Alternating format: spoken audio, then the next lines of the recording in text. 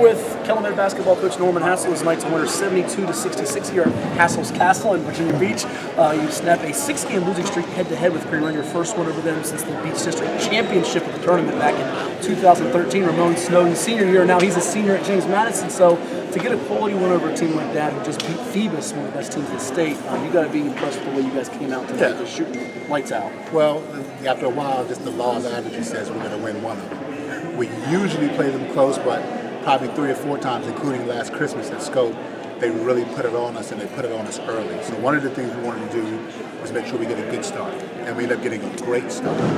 80% from the field in the first quarter.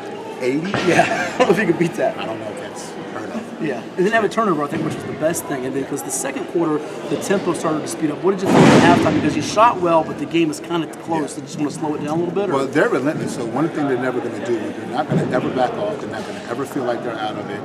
And they're always going to come at us. So we knew that. We've been working on the pressure. Everybody pressures us, so that's nothing different.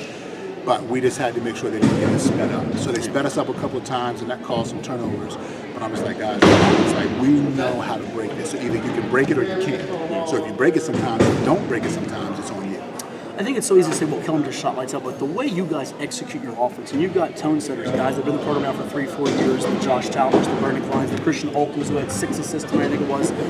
Speak a little bit about what you guys want to do offensively to create those clean looks. Well, guard play is everything. I mean, I know you can have a great, big, giant kid, but in our area, in our level, guard play is everything. And I got 3 solid ones who have been through all the pressure, all the stuff.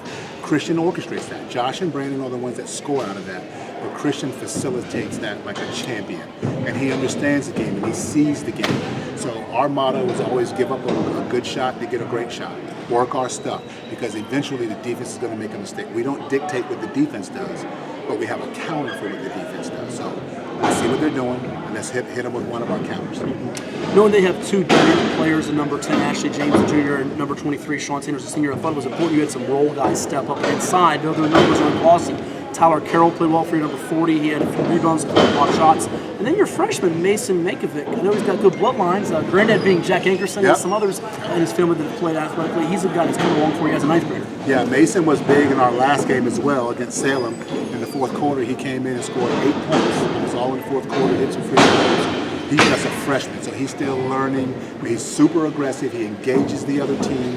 Makes you pay attention to him. Tyler is a rim protector, so even when you beat us off the bounce, which a lot of people can do, we have a rim protector down there to make you alter shots, and then we just got to grab some balls. Did you feel like with those 3, also adding in Colby Moore, you had 15 fouls a game tonight with those 3 I told Colby when he found out, I was like, that's exactly what you do to him. Like, so, because it wears them out. Colby's a big boy, and so you bang around, you wear him down a little bit. They missed some of those free throws that they got to the line with. So yeah, I got 3 centers that I can just throw bodies at. I think that was the game at the end, was the foul shooting. You felt like if it came down to that with the lead, you guys would be in a good situation. Right, and I was hoping they were tired, because they subbed a lot as well, but their main players were on the court a lot, so I was hoping they just missed some free throws, and then I was hoping we would make ours as well. Lastly for you, you guys moved 2-0. You beat Salem and Green Run back-to-back to start the year. In Class 6, where like you guys always bang your head with Lansing at the end of the year. You've won the regular season the last 2 years. You've been knocking on the door for state. You go back to the Trey Freeman, Ramon Snowden days.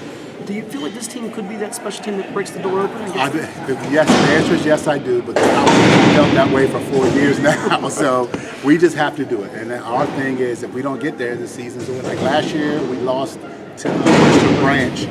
And there's no slouch. Right, no slouch at all. And we just felt like the season was lost. So for us, it's that or bust. I hate to be that guy, but it's the truth. Well, thank you so much. Thank you. Appreciate it.